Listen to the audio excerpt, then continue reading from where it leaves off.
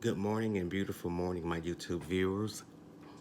Hope you guys are having a great Monday morning and start of your work week.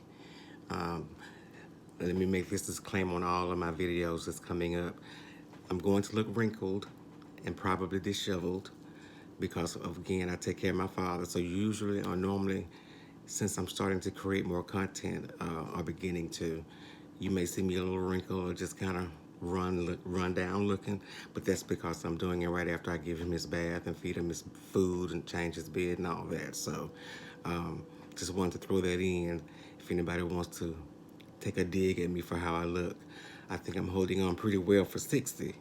You know what I'm saying? But there are those days, and I know I kind of look rough. But again, normally, before anyone puts anything out there, I'm gonna look like this. My shirt will be kind of wrinkled because I'm doing a lot of stuff. Taking care of my father.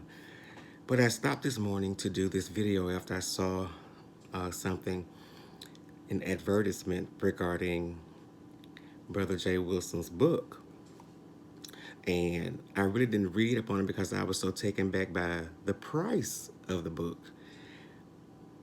And I guess I'm still in disbelief that the price for the book is $450.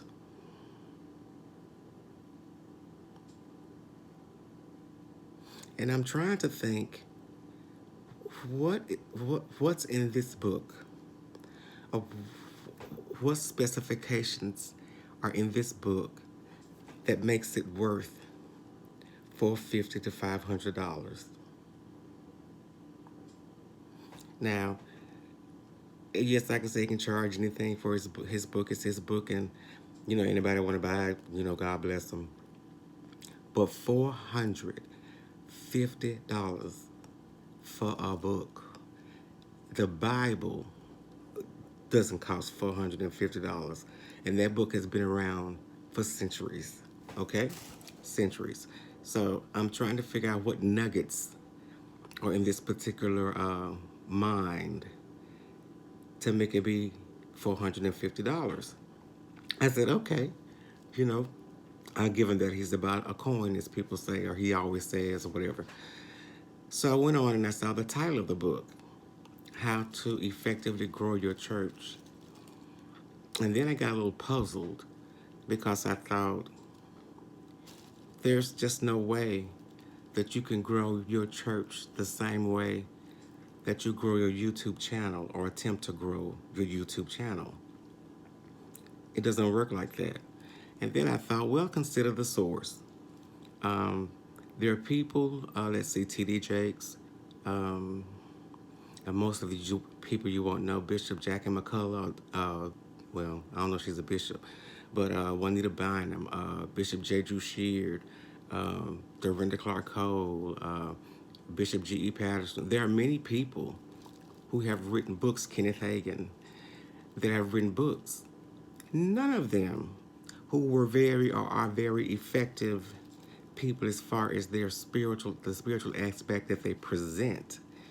None of them have charged $450 for a book. Hell, I'm reading Meth Monster by Uncle Timothy Lane. It didn't cost $450. And then, what are you selling? How are you trying to grow a church effectively by the way you present yourself to the world? See, it's the problem with a lot of things. There are all these mixed messages going out from people who say they are believers, Christians, pastors, missionaries, evangelists, elders, whatever title you want to give them. And so it would seem kind of ironic that you will write one thing, but your life and the presentation thereof is totally different from what you say. So, in a person's mind who's watched his videos, not necessarily knowing him personally, but just watching the videos, and he said it's entertainment, there's no spiritual aspect to any of it at all. And so a person would ask, well, how would you know how to grow a church effectively? You were fired as a musician from a church?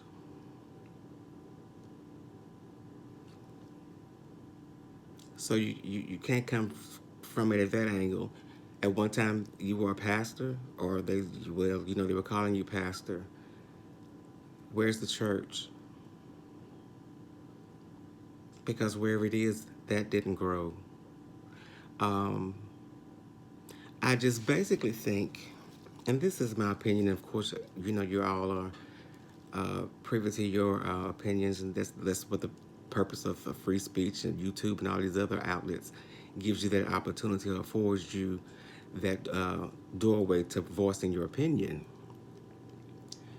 But there's no way that I can look at the videos that you've presented in the past in this book and say that you can effectively grow someone's church when anything spiritually that you have presented, I'm going to put it that way, anything that you have presented via YouTube has nothing to do in any aspect of anything spiritual. I mean, come on. The little strip tease for a coin? Come on. Just come on. I really would hope. Let's keep it under the entertainment thing. I'll put it this way. There should be a balance even in that. And I think the spiritual aspect of who you are, and the Jesus of who you are, and the God of who you are, and all of that deals with the spiritual realm or the spirituality of your life, at some point that should come into play. You know what I'm saying? Um, because for me, and I'm not trying to sow, the Bible says, woe to those who sow discord. Uh, you thrive, and many beefers do, but I'm just saying, people under the leadership title of evangelist or prophet, or prophetess, bishop, pastor, whatever, you're not thriving or pushing the word towards any of your viewers or subscribers. You've got one that'll cuss you completely out and always lying. Then you've got some who just lie and make up stuff. And it's like, are you serious? Are you really serious? And people think when you make your opinions on something that you are a hater, or you're hating on them or jealous. And that's just not true. Um, there's not many people, I don't know anybody that I downright hate. These people, a lot of people on YouTube, well, most of them, all of them, I don't know any of them personally. So I have no reason to hate them. I might not like what they say or how they present themselves, but that's a far total cry from saying I hate them. So I don't hate them. Uh, I think people get those two words confused. I don't think people know what being a hater, the definition is, and being jealous, what those definitions are. I can't be jealous of you or hate on you when I don't want to say I'm living better, because that's arrogant. When I'm doing well, or I present myself, or maybe present myself in a way that I'm doing okay, a little better than you. So there would be nothing for me to be jealous of or hating on. Somebody said I hated Phi Babe. I don't hate Phi Babe. I don't. I don't have any ill feelings toward her at all, nor Brother Wilson, JWilson. I don't have any hatred towards any of them. But these little words get thrown around a lot, hater and jealous. And you have to sit back and look at how you presenting what you're presenting to the world or to the YouTube viewers. And then really with a rational, and I always say this, with a rational mind and a rational brain, look at let's base it on materialistic things. Look around you and see what you have. And then look around and see what they have. Some of the people that some people say they hate you or jealous of you. Materialistically speaking, can't be. Um, and then the subscriber numbers or counts. I don't get into all that, but okay, and that's for YouTube. That's for YouTube, basically it. So I don't understand the aspect of when you speak on something, or when you're just want to give your opinion on something, you're hating or you're jealous. I'm neither one. I promise you I'm neither one. Our home is paid for. It's got a 3-bedroom, 3 full baths, separate living room, dining room, breakfast nook, and a den, a half an acre with a half an acre backyard. So there's nothing for me to hate on these people. I'm going to name those two because somebody addressed me regarding those two. There's nothing they have for me to hate on as far as living conditions and materialistically speaking. I have a car, uh, clothes, the bare necessities. Our home, like I said, is paid for. We don't have a mortgage. It's paid for. It's very well conditioned. So for those of you who say I'm hating on Five Abe or I'm hating on Brother J or anyone, no, that's not it. It's just sometimes people say things, and not that you're in awe of what they're saying, but you got to sit back and think, did they just say that? Or, huh? Make you do a double take. But I was just amazed that this man is selling a book, and it's $450. Wow, that's a lot of money for a book.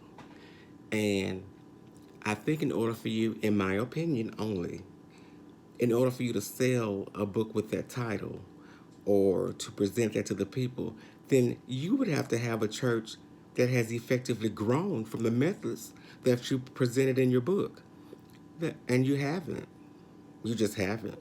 So I'm just amazed at what people do or what people say or the mindset of people in some cases to get over or to make it with the most funniest things that you could see, read, or hear.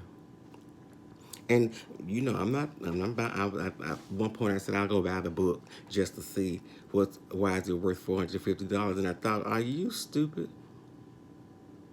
So no, no, no, no, no. It's not that I'm not that curious to find out what's in the book that makes it that much money because it's not the cover at all. No, it's not the cover that'll make you pay $450. And if the content within the book is any kind of representation of the author, that's definitely not worth $450. So I'm believing that that is a joke or we're being pranked.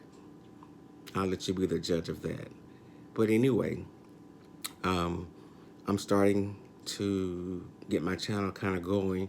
Hope you guys enjoyed this video. I have a lot of content. Um, some things I've learned about life, dealing with people, dealing with your enemies, the church, um, just a lot of things. I'm 60, so I've lived through some stuff and have been through some things. And I've come out, I don't want to say, I've come out somewhat wiser because I don't think you ever stop learning. I don't think you ever stop growing. That's a part of the of life process. That's a part of living.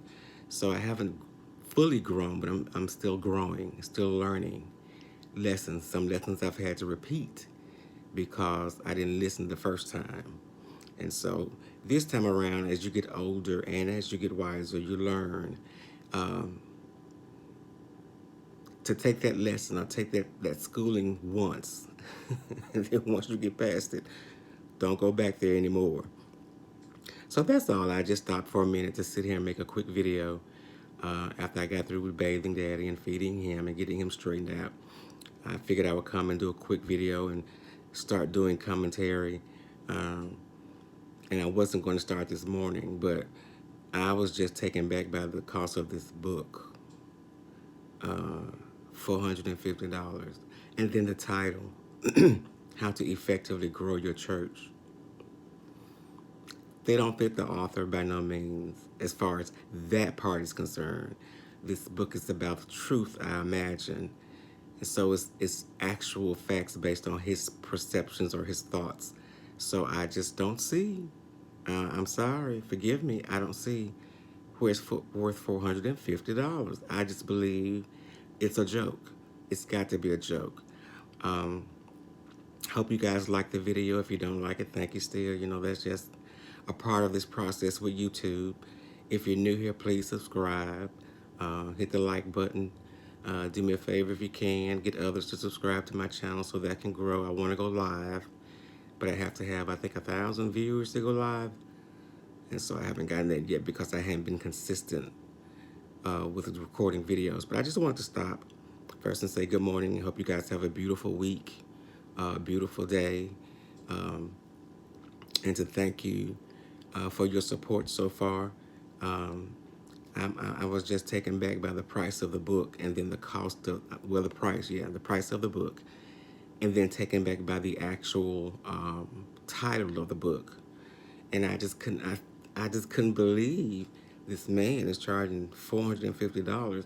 And you can say, well, why does it bother you? It doesn't bother me. I think you could charge $1,000 or $1. It doesn't bother me at all. But it was just, it was like a wow moment. Ooh, I look bad. Yeah, I'm sorry.